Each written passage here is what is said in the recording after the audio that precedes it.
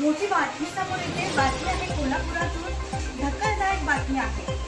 केशवराव भोसले नाट्यगृहाला भीषण आग लागली। पाहूयात हे दृश्य।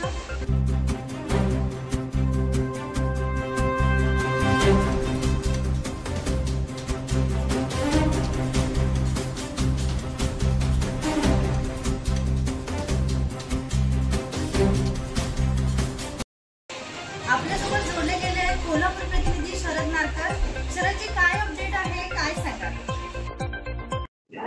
नक्कीच केशवराव भोसले नाट्यगृहाला काल रात्री 9:15च्या दरम्यान भीषण आग लागली। या आगीमध्ये केशवराव भोसले नाट्यगृह हे जळून खाक झालेलं आहे।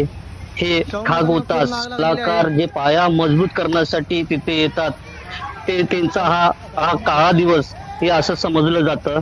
ह्यांचे जे काम करण्याचे जे भक्कम केशवराव नाट्यगृह होतं ते त्यांच्यापासून हिरावून घेतलेलं आहे। धन्यवाद शरदजी, आपण दिलेल्या माहितीसाठी।